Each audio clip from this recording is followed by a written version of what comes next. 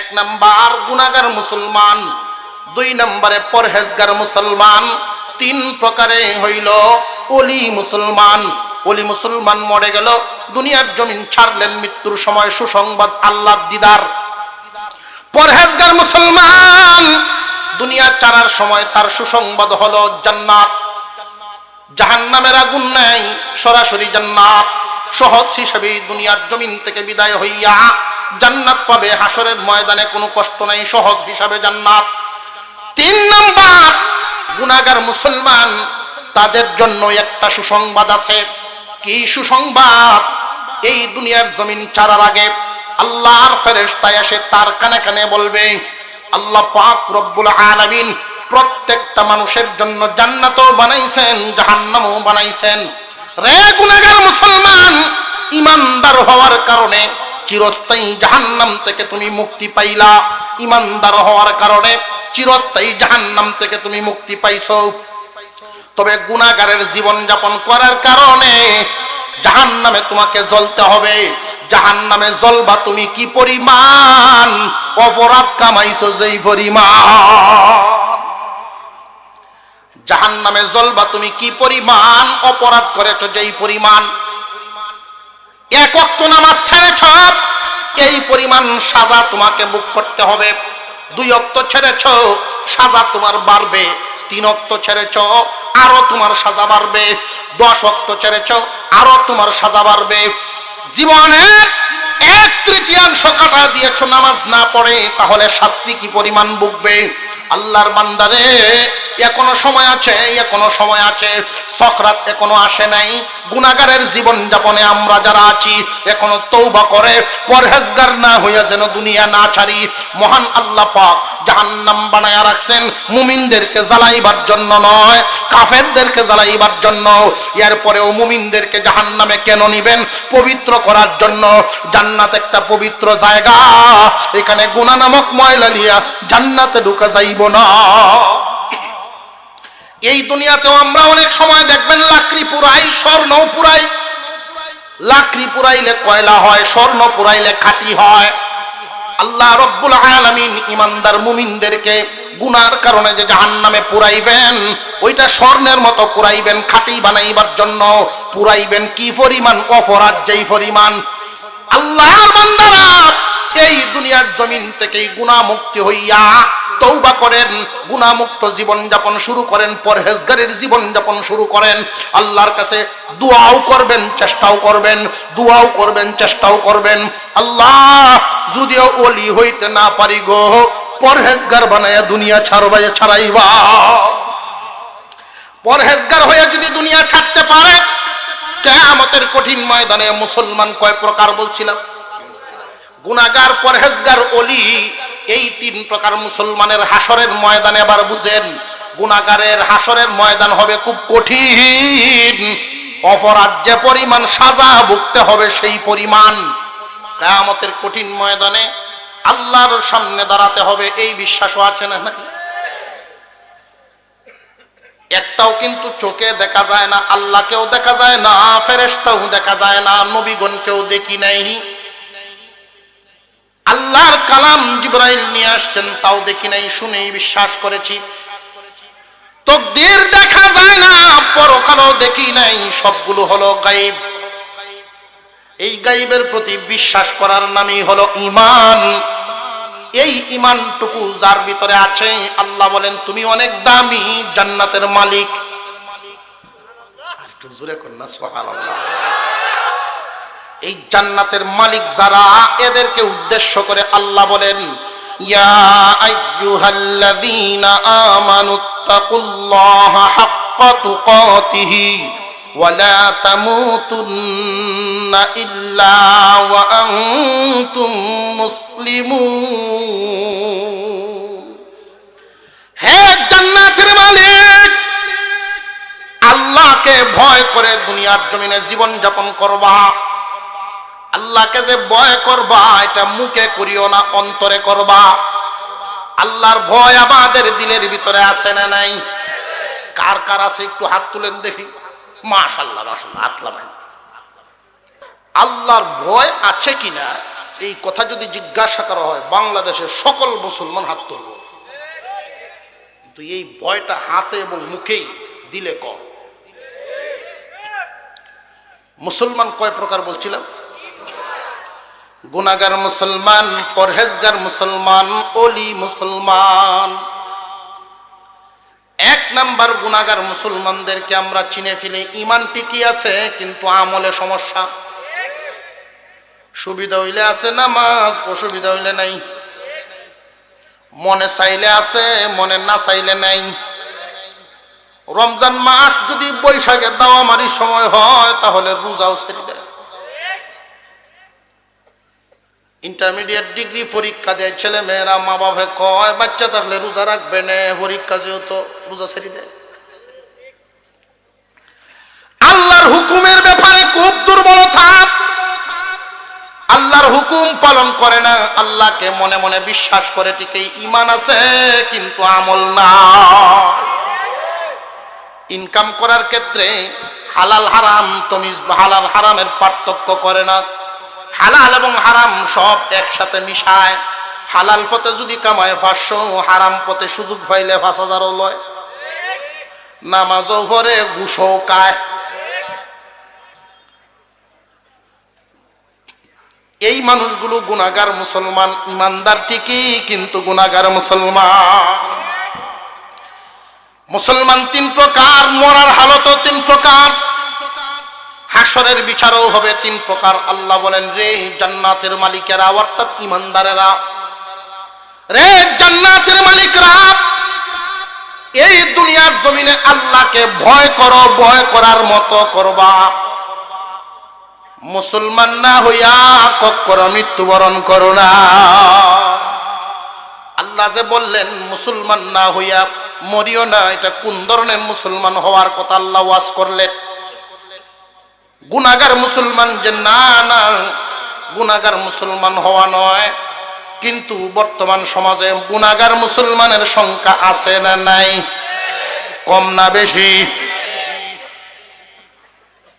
সুদ ঘুষে সয়লাভ হয়ে গেছে, হালাল হারাম কোনো চিহ্নিত নাই, বেশিরভাগই হারাম খাওয়া। নামাজে যখন মুসল্লি দাঁড়ায় কোন ধরনের খানা খায় আসছে এই বিবেচনা মানুষের থাকে না, পার্থক্য থাকে না। হারাম খায়া নামাজে দাঁড়াইছে, পেটের ভিতরে হারাম খাদ্য, কথা কইতে আইছে আল্লাহর সাথে। হারাম টাকার পোশাক পরিধান করেছে, হারাম খাদ্য খেয়েছে, আল্লাহর ঘর মসজিদে আইসা বসছে। খুব ভালো করে বুঝবেন বান্দা, হারাম উপার্জন পাহাড় পরিমাণ করেও লাভ নাই। হালাল পথে মোটা বাপ মোটা কাপড়ে অনেক বরকত আছে। দেওবন্দের কাছে একটা জায়গা ছিল, ওইখানে এক লোক বসবাস করতেন, লোকটার নাম শাহজি আব্দুল্লাহ। গরিব মানুষ, হাওরের ঘাস খেতে বাজারে বিক্রি করতেন, এই হলো তার পেশা। প্রতিদিন 8 আনার ঘাস বেচতেন, 8 আনা পয়সার ঘাস বিক্রি করতেন, 4 আনা দিয়া পরিবারের বাজার সদাই করতেন।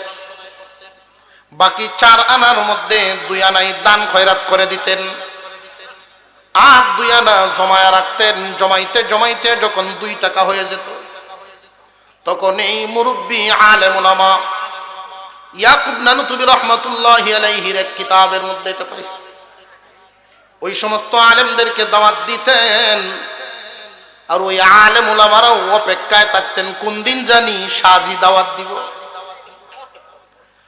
এক লোক প্রশ্ন করেন, হুজুর, বড় বড় জমিদারেরাও দাওয়াত দিয়ে আপনাকে খাওয়াইতে পারে না, নিতে পারে না, অথচ শাহজি যার ঘরের অবস্থা হলো এমন, বৃষ্টি আসতে পরে বাহিরে আর ঘরে একসাথেই বৃষ্টি পড়ে, তেমন উন্নতি নেই। এত গরিব মানুষের বাড়িতে যাওয়ার জন্য আপনার মন পাগল পারা হয়ে যায়। কারণ কি? উনি জবাব দিয়েছিলেন, তোমরা জানো না, শাহজির বাড়িতে যদি একবার খানা খাই 40 দিন পর্যন্ত ইবাদতে মজা পাই। হালালের মধ্যে বরকত আছে না নাই? রে মুসলমান ইমানদার ভাইরা আমার, হালাল খানা খাইয়া মানুষের উন্নতি হবে, শারীরিক উন্নতি, মানসিক উন্নতি হবে। আর যদি কোনো মানুষ হারাম খায় তাহলে অবস্থা কিন্তু ভালো নয়। পচা গান্দা খাবার খাইয়া শুকর কুকুরের স্বাস্থ্য মোটা হতে পারে, মানুষের মোটা হবে না, অসুস্থ হবে। ঠিক তেমনি ভাবে হারাম হালাল পার্থক্য না করিয়া যদি জীবন যাপন করে, ভালো এবং মন্দ সব সাথে যদি একসাথে মিশায়া ফেলে, ইহুদি খ্রিস্টান বেঈমানদের উন্নতি হতে পারে, মুসলমানদের উন্নতি হবে না। মুসলমানদের যদি উন্নতি করবার চাও, হালাল রাস্তা বাঁচিয়া নাও।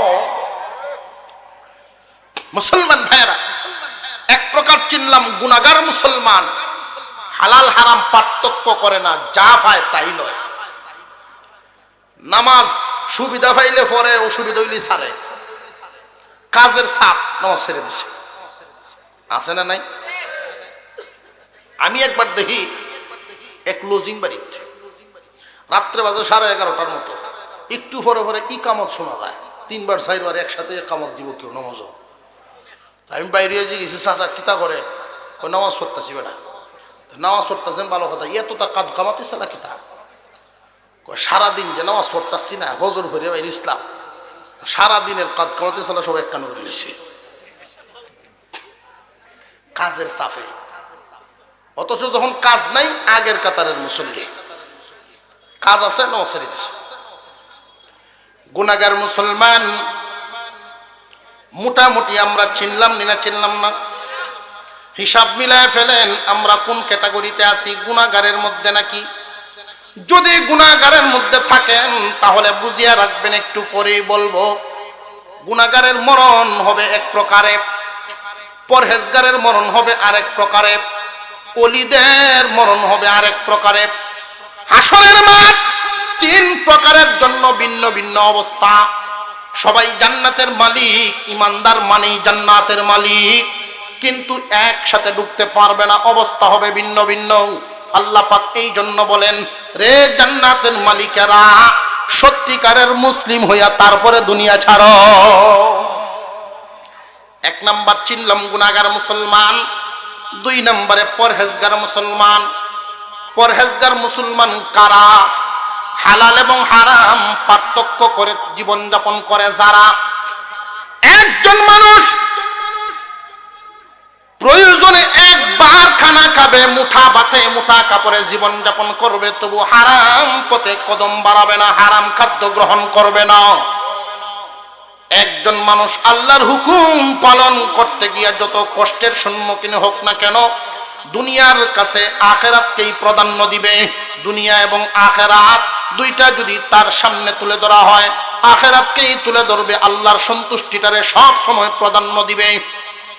হালাল এবং হারাম চিহ্নিত পার্থক্য করিয়া চলবে। হারাম পথে জীবনে কোনোদিন 1 টাকাও গ্রহণ করবে না। আর হালাল পথে যদি সুযোগ পায়, প্রতি মাসে 100 কোটি টাকা কামাইলেও জায়েজ আছে না নাই? হালাল পথে যে পরিমাণ ইচ্ছা কামাও, পরহেজগারি নষ্ট হবে না। হালাল পথে যে পরিমাণ পারো কামাও, কোনো অসুবিধা নাই। কিন্তু হারাম পথে যদি 1 টাকা ইনকাম করো, তাহলে তুমি গুনাহগারের কাতায় চলে গেলা, পরহেজগারির মধ্যে থাকতে পারবা না। পরহেজগারের চিহ্ন হলো, পরহেজগার কখনো হারাম পথে গ্রহণ করবে না, হালাল পথ ছাড়বে না। শয়তানের দুকায় পড়ে যদি কোনো সময় অন্যায় হয়ে যায়, তাহলে এমন ভাবে তওবা করে, আল্লাহকে খুশি না করে তার নিজের মন আল্লাহর প্রতি খুশি হয় না। এই মানুষটা শান্ত হয় না আল্লাহকে খুশি না করে, এমন কান্নাকাটি করে আল্লাহকে খুশি না করে সেও খুশি হয় না। এই মানুষগুলো পরহেজগার। পরহেজগারের জীবন যাপন করা কি সহজ না কঠিন? হালালকে হালাল জানিয়া, হারামকে হারাম জানিয়া জীবন যাপন করা খুব ভালো করে বুঝবেন। গুনাহগার মুসলমান চিনলাম, হালাল হারাম পার্থক্য করে না। পরহেজগার মুসলমান চিনলাম, হালাল হারাম পার্থক্য করিয়া চলে। হালাল পথে ইচ্ছা করলে জীবন যাপন করতে গিয়া কয়েকতলা বিল্ডিং বানাবে, এসি রুমে থাকবে, সুখ শান্তি যা ইচ্ছা দুনিয়ার সুখ শান্তি আল্লাহ দেন, হালাল পথে গ্রহণ করবে, জীবনে কোনোদিন হারাম পথে কদম বাড়াবে না। এই লোকটা পরহেজগার, তারে গুনাহগার বলা যাবে না। এই পরহেজগার মানুষটারে দুনিয়ার জমিন থেকে বিদায় হওয়ার সময় আল্লাহ পাক রব্বুল আলামিন আচরণ করবেন আরেক ধরনের। 3 নাম্বার, ওলি মুসলমান তিন নম্বরে ওলি মুসলমান। ওলি মুসলমান কারা খুব ভালো করে চিনে রাখবেন। বর্তমান জামানায় ওলি মুসলমানের সংজ্ঞা দিলে পরে সংখ্যায় খুব কম মিলে, নাই যে এমন নয়, ওলি মুসলমান আছে। ওলিদের সংজ্ঞা বর্ণনা করতে গিয়ে উলামায়ে কেরাম বলেছেন যে এক নাম্বার গুণটা হলো হুব্বে দুনিয়া, দুনিয়ার লোভ থাকবে না, দুনিয়ার লোভ লালসা থাকবে না। হালাল পথে দুনিয়া কামানো জায়েজ আছে না নাই? আরো জোরে কোন। পরহেজগার যারা আছেন হালাল পথে কামাই করবেন, কিন্তু ওলি মুসলমানেরা হালাল পথে দুনিয়া কামানোর লোভ লালসা করে না। এই ওলি মুসলমান আমি একজন দেখছিলাম, হবিগঞ্জের বানিয়াচং বাড়ি ছিল না, ফুলমে হাবিব সাহেব হিসেবে সবাই চিনতেন। দেওবন্দের বড় আলেম, অথচ হাবিব সাহেব হিসেবে জানতেন মানুষ। উনি এত বড় একজন হাকিম ছিলেন, কোন গাছের পাতা দিয়া কি ঔষধ হয় এটা উনি জানতেন। আমি এমন লোকও দেখছি, আমি যে মাদ্রাসায় পড়তাম, মাদ্রাসায় হুজুর 85 বছর বয়স, বুড়া মানুষ, কিডনির দুটোটা ডিমেজ, গাছের পাতার রস দিয়া, গাছের পাতার রস দিয়ে যে উনি ট্যাবলেটটা বানায় দিতেন, এটা খায়া বুড়া মানুষ জন হইতো। আপনারা অনেকে নিয়ে আবার কুজা শুরু হলেন, এবারটা দেখি আবার পাইছেন না, মারা গেছেন, আল্লাহ জান্নাতবাসী করুক, বলুন আমেন। বুড়া মানুষের মধ্যেও যৌবন ফিরে আসতো, শক্তি সামর্থ্য সব, ক্যান্সার ভালো হয়ে যেত। এত বড় হাকিম ছিলেন, কিন্তু সমস্যাটা ছিল উনি এক রোগীর কাছে ওষুধ বিক্রি করলে যেই টাকার বিক্রি করেন, এই টাকা খরচ হওয়ার আগ পর্যন্ত দ্বিতীয় রোগীর সিরিয়াল নাই। হামদর্দ কোম্পানির লোকের আইসে ওনার বাড়িতে, হুজুর চেয়ারে বসে থাকবেন, দেখায় দিবেন কোনটা কি করতাম, বেতন 3 লাখ, দেখায় দিবেন পর্যন্ত এরা বসায় রাখছেন। যেই কইছে বেতন 3 লাখ, একটা দৌড়ান দিছেন। উনি এইরকম মানুষ, ওলি মুসলমান। উনি কি ইচ্ছা করলে প্রতি মাসে 1 কোটি কামাতে পারতেন না? নেই। এই ওলি মুসলমান, পরহেজগার মুসলমান, গুনাহগার মুসলমান কয় প্রকার বললাম? 3 প্রকার। এই 3 প্রকার মুসলমানের মৃত্যুর হালতও হবে 3 প্রকার। 3 প্রকার মুসলমানকে আল্লাহ পাক সুসংবাদ দিবেন, তবে 3 ধরনের। গুনাহগার মুসলমানকে দুনিয়ার জমিন থেকে বিদায় দেওয়ার সময় আল্লাহ পাক এক ধরনের সুসংবাদ দিবেন। পরহেজগার মুসলমানকে দুনিয়ার জমিন থেকে বিদায় দেওয়ার সময় আরেক ধরনের সুসংবাদ দিবেন। আল্লাহর ওলিগণকে দুনিয়ার জমিন থেকে বিদায় দেওয়ার সময় তাদেরকে আরেক ধরনের সুসংবাদ দিবেন। আল্লাহর ওলি যারা হবেন, আল্লাহর ফেরেশতারা এসে জান্নাতের কোনো সুসংবাদ তাদেরকে দিবেন না। কারণ আল্লাহর ওলি যারা আল্লাহর কাছে জান্নাতের জন্য এত দোয়া করেন না, তারা বহু ওলিগণের জীবনীতে পাওয়া যায়, ওনারা যখন দোয়া করতেন বলতেন, আল্লাহ কেন বানাইছেন আপনি জানেন, আল্লাহ কেন বানাইলাম তুমি জানো, যদি জাহান্নামে দিয়ে দাও তোমার কাছে একটা দরখাস্ত করি গো, ওইখান থেকেও যেন তোমারে দেখা যায়। আল্লাহর ওলিগণ আল্লাহর কাছে জান্নাত চাইতেন না, শুধু আল্লাহকে চাইতেন। দেখছেন আবার কালকে থেকে নিয়ে আপনারা শুরু করে দিন এই দোয়া যে জান্নাত চাই না। তাদের দরজা আর আমরার দরজা বহুত বেশ কম আছে। 2 যুবকে বিয়ে করছে, 2 বন্ধু, 2 বান্ধবীর, একটা কালা আর একটা সুন্দর। তো সুন্দর বেটি যে জামাই ফোন দিছে, আয়া বড় বাড়ি, বাপের বাড়ি তার কত থাকবা, কয় না তুমি আইসা যদি না নেও আমি যাইতাম না, তুমি আইয়া নিলে আমি যাইব। জামাই চিন্তা করলো আমার বউ সুন্দর, তারে গড় রাখলে গড়টা আমার আলোকিত, তারে গিয়ে দেখলে আমার মন ভালো লাগে। 2000 টাকা একদিন লস হয়ে গেলে গেল, তবু বউ আনন্দ লাগবো গিয়া। দোকান বন্ধ করে তুই এই গে বউ আনছে। কালো যে মেয়েটা, উনি চিন্তা করলো যে আমি ওইভাবেই কই। মা বাপে জোরে ধরে বিয়া করাইছে যুবকরে, ফোন দিছে যে আয়া ফরো, কয়দিন আর থাকবা? তুমি না নিলে আমি যাইতাম না। যুবকে কয় আল্লাহ আমারে বাসাইছে, যা তুই না হইলে না। দুইজনকে সমান দেখছেন, আপনারও নেই অসুখ উড়ে দেন কি আবার? আল্লাহ জান্নাত দিলে দেও, না দিলে নাই। আল্লাহর ওলিগণ সারাটা জিন্দিগি কাটাইছেন আল্লাহকে খুশি করার জন্য। আল্লাহর বন্ধু হয়ে গেছেন, আল্লাহর ওলি হয়ে গেছেন, আল্লাহর নৈকট্য পাইছেন তারা। আল্লাহর ফেরেশতারা ওই সমস্ত ব্যক্তিদের কাছে এসে ইন্তেকালের সময় সুসংবাদ দিবেন। আল্লাহ রব্বুল আলামিন আমাকে পাঠাইছেন সুসংবাদ দেওয়ার জন্য।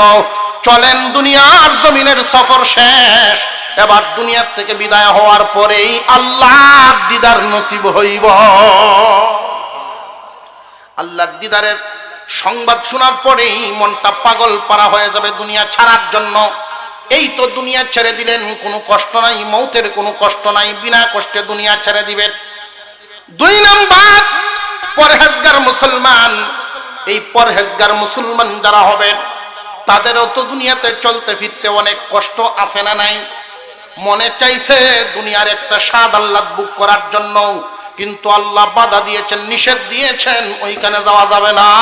মনের চাওয়াটারে কুরবানি দিয়ে দিছে। ইচ্ছা করলে উনি হারাম পথে টাকা ইনকাম করে টিনের ঘর পাল্টাইয়া বিল্ডিং বানাতে পারতেন। মনের স্বাদ মনেই রইল, পূরণ করার জন্য পা বাড়ান নাই, আল্লাহ নিষেধ করে রাখছে। হালাল পথে চলতে গিয়া, পরহেজগারির জীবন অবলম্বন করতে গিয়া অনেক কষ্টের সম্মুখীন হয়েছেন, অনেক কুরবানি দিয়েছেন আল্লাহকে খুশি করার জন্য, পরহেজগারির জীবন যাপন করার জন্য। জীবনে কষ্ট করে যখন দুনিয়ার হায়াত শেষ করলেন, হাক্কা তুকাতিহির উপরে আমল করেছেন। আল্লাহ পাক রব্বুল আলামিন, আল্লাহ পাক রব্বুল আলামিন ফেরেশতা পাঠাইয়া তার কাছে একটা সুসংবাদ দিবেন।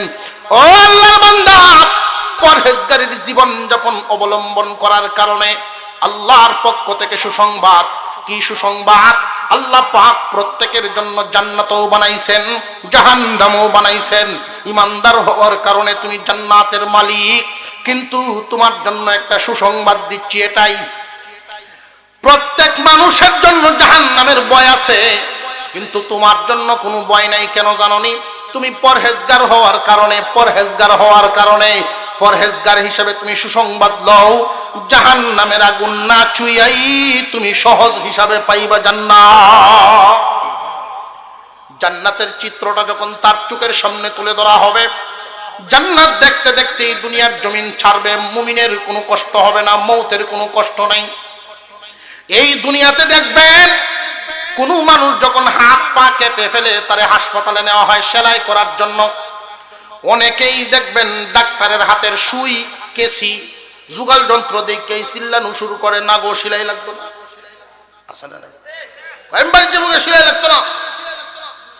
ডাক্তার বলেন একটা ইনজেকশন নিয়ে আসেন, দুনো সাইডে দিয়ে ফুস করা হয়, রুগীর সামনেই সেলাই করা হয়, ব্যথা সে পায় না। সুইয়ের পাওয়ার কি কমে গেছে না আগের সুইটাই আছে? দেখতেছে কিন্তু ব্যথা লাগে না, কারণ হলো সেভ করার ইনজেকশন দেওয়া হয়েছে। মহান আল্লাহ পরহেজগারদের ইন্তেকালের সময় আল্লাহ পাক এক ব্যবস্থা করে দিবেন। ফেরেশতাকে হুকুম দেওয়া হবে, জান্নাতের চিত্রটা তার চোখের সামনে তুলে ধরো। জান্নাত দেখতে থাকবে, অপারেশন ওই দিক দিয়ে চলতে থাকবে, আজরাইলে জান কবজের কাজ শুরু করে দিবেন। জান্নাত দেখতে দেখতে জান্নাতের নেশায় পড়িয়া দুনিয়ার জমিনের সফর শেষ, মৌতের কষ্ট বুঝতো না।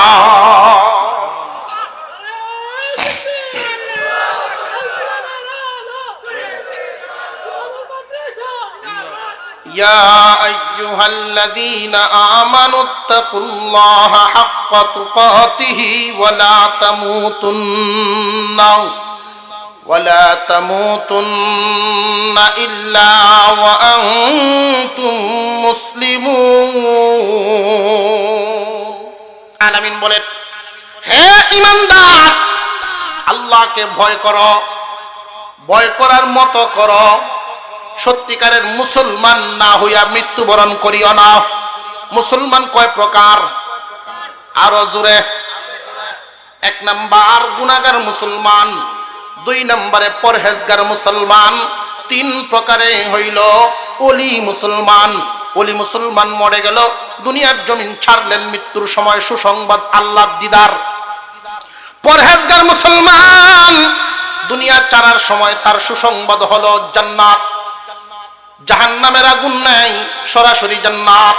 সহজ হিসেবে দুনিয়ার জমিন থেকে বিদায় হইয়া জান্নাত পাবে, হাসরের ময়দানে কোনো কষ্ট নাই, সহজ হিসাবে জান্নাত। তিন নম্বর গুনাহগার মুসলমান, তাদের জন্য একটা সুসংবাদ আছে। কি সুসংবাদ? এই দুনিয়ার জমিন ছাড়ার আগে আল্লাহর ফেরেশতা এসে তার কানে কানে বলবে, আল্লাহ পাক রব্বুল আলামিন প্রত্যেকটা মানুষের জন্য জান্নাতও বানাইছেন, জাহান্নামও বানাইছেন।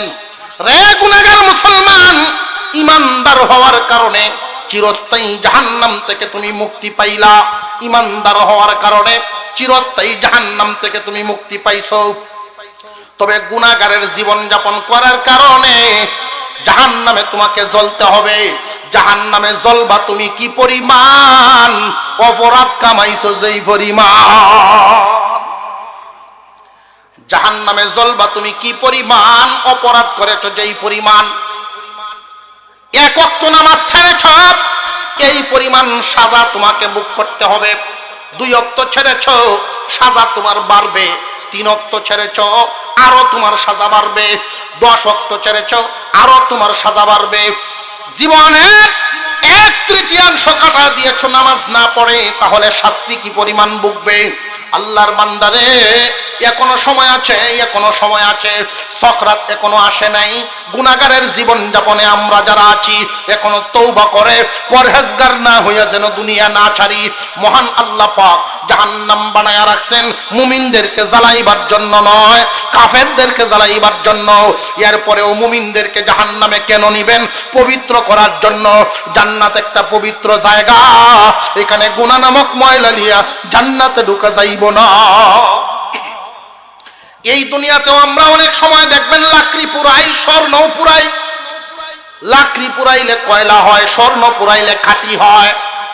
আল্লাহ রব্বুল আলামিন ইমানদার মুমিনদেরকে গুনার কারণে যে জাহান্নামে পুরাইবেন, ওইটা স্বর্ণের মতো পুরাইবেন, খাঁটি বানাইবার জন্য পুরাইবেন। কি পরিমাণ অপরাধ, যেই পরিমাণ। আল্লাহর বান্দারা এই দুনিয়ার জমিন থেকে গুনাহ মুক্তি হইয়া তওবা করেন, গুনাহমুক্ত জীবন যাপন শুরু করেন, পরহেজগারের জীবন যাপন শুরু করেন।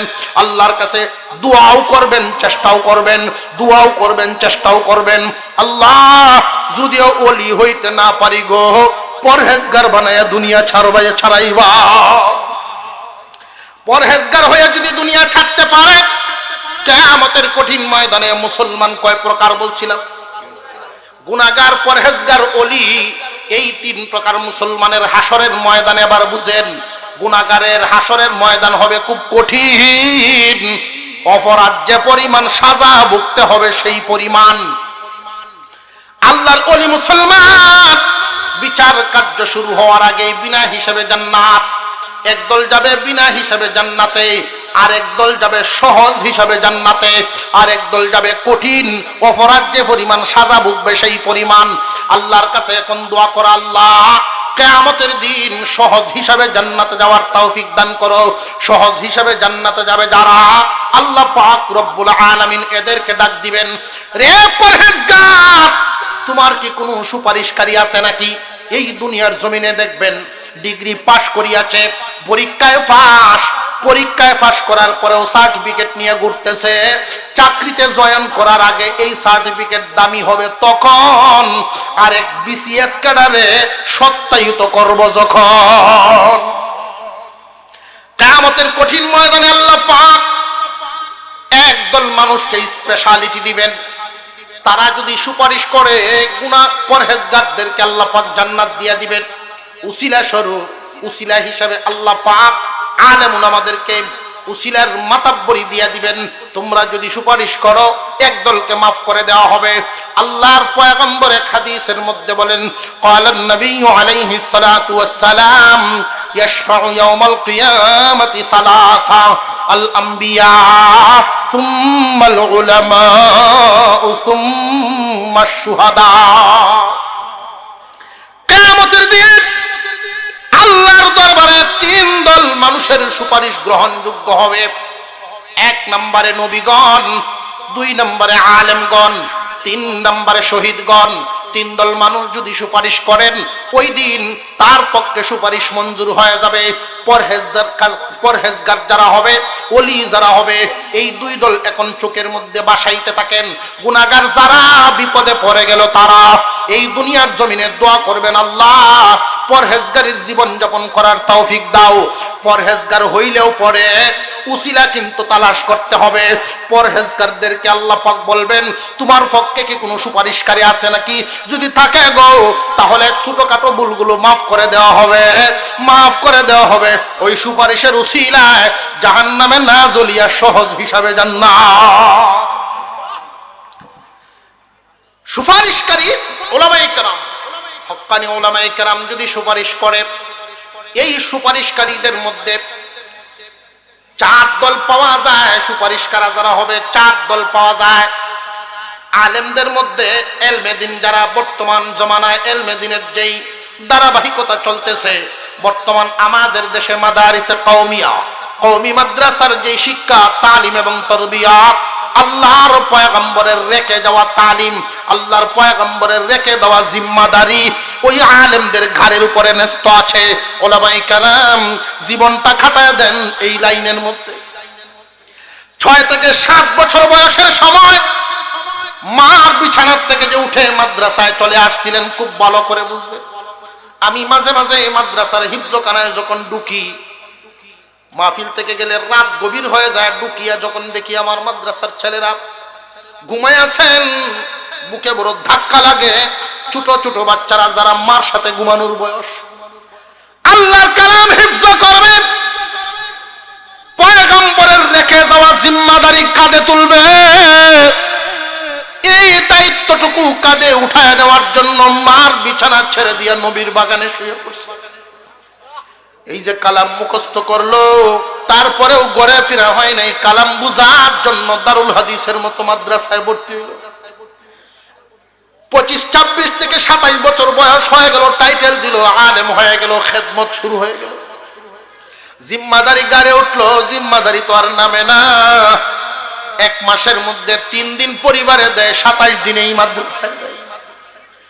জীবনটাই কাটায় দিল। বাহির হবে কোন দিন, জিম্মাদারি শেষ হবে কোন দিন, তার সামনে মসজিদের পালকি দাঁড়াইব আইসা যেই দিন। অনেক মানুষ মাদ্রাসায় ঢুকছিলেন তালেবে ইলম হইয়া। আজকে যিনি আমাদের এই অধিবেশনের সভাপতি, উনিও শুনেছি এই মাদ্রাসারই তালেবে ইলম। আল্লাহ পাক যে জিম্মাদারি উঠাইয়া দিলেন, এই জিম্মাদারি বহন করা লাগে আলেমদের কতদিন? এই দুনিয়ার জমিনে বেঁচে আছে যতদিন, জিম্মাদারি তো শেষ হয় না। পয়গম্বরের রেখে যাওয়া জিম্মাদারি কিয়ামতের কঠিন ময়দানে আল্লাহর পয়গম্বর ডাক দিয়ে বলবেন, রে আমার উম্মতেরা, উম্মতের আলেমগণ, তোমরা আসো। আমার রেখে যাওয়া জিম্মাদারি যে তোমরা লালন পালন করিয়াছিলা, দায়িত্ব পালন করছিলা, একা তো করতে পারো নাই, একদল মানুষ তোমাদের সাথে পাইছিলা। ওই মানুষগুলোরে খুঁজা খুঁজা নিয়ে আসো। কারা কারা তোমার সাথী হয়েছিল, সঙ্গ দিয়েছিল? এই সঙ্গ দেনেওয়ালা মানুষগুলোরে ভাগ করেছেন 4 ভাগে। একদল মানুষ কোরআন পড়াইছে, আর একদল মানুষ কোরআন পড়ছে। একদল মানুষ কোরআন পড়ানোর ব্যবস্থা করিয়া দিছে, আর একদল মানুষ ব্যবস্থা করে দেওয়ার মতো তৌফিক নাই, মনে মনে দোয়া করছে। একদল কোরআন পড়াইছে আলেম উলামারা, আর একদল কোরআন পড়ছেন তালেবে ইলমেরা, আর একদল মানুষ কোরআন পড়ানোর ব্যবস্থা করে দিছে। আল্লাহর দরবারে ওই মানুষগুলোরও অনেক দাম হয়ে যায় যারা কোরআন পড়ানোর ব্যবস্থা করে দেয়। একদল মানুষ দূর থেকে আসছে এখানে পড়ার জন্য, আল্লাহর কালামের জিম্মাদারি গ্রহণ করার জন্য। এদের খানার ব্যবস্থা করে দেওয়া, এদের থাকার ব্যবস্থা করে দেওয়া, উস্তাদদের সবকিছুর হাজত পূরণ করে দেওয়া। একদল মানুষের কাঁধে জিম্মাদারি উঠায় নেয়। মাদ্রাসার কমিটির সদস্য অনেক আছেন যারা জীবনে নিজের জন্য কোনো কিছুই কারোর কাছে চান নাই, কিন্তু এই ছাত্রদের শিক্ষা ব্যবস্থার জন্য অনেকের কাছে গিয়ে হাত পাতা লাগে। আল্লাহ পাক রব্বুল আলামিন আলেমদেরকে জানায়া দিবেন, আজকে দেখিয়া দেখিয়া খুঁজিয়া খুঁজিয়া লন কিয়ামতের দিন বড় মুসিবতের সময়। ভাই ভাইকে চিনবে না, মা তার সন্তানকে পরিচয় দিবে না, বাবা তার ছেলেকে ভুলে যাবে। এই মুহূর্তে আলেমগণ মানুষের পাশে থাকবে, আলেমগণ মানুষের পাশে থাকবে। এই জন্য আপনার আমার নবী বলেন, কুন আলিমান আও মুতাআল্লিমান আও মুঈনান আও মুহিব্বান ওয়ালা তাকুন খামিসা। হয়তো নিজে আলেম হয়ে যাও, নয়তো আলেমদের ছাত্র হও। তাও যদি হইতে না পারো, তাহলে আলেমুল আমাদের কাজের মধ্যে সাহায্যকারী হয়ে যাও।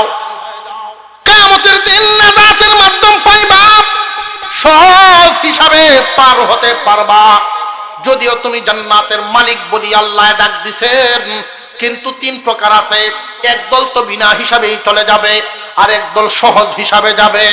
সহজ হিসাবে যাওয়ার জন্য আল্লাহর দরবারে আমাদের নিয়ত আছে না নাই?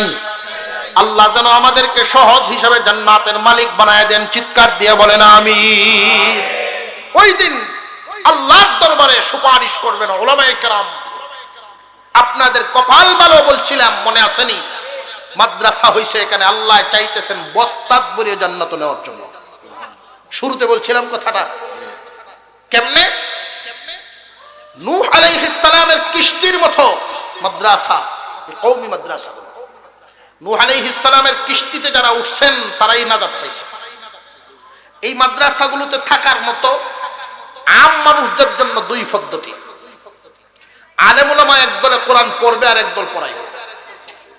আম মানুষ যারা আছেন, জনসাধারণের জন্য দুই পদ্ধতি।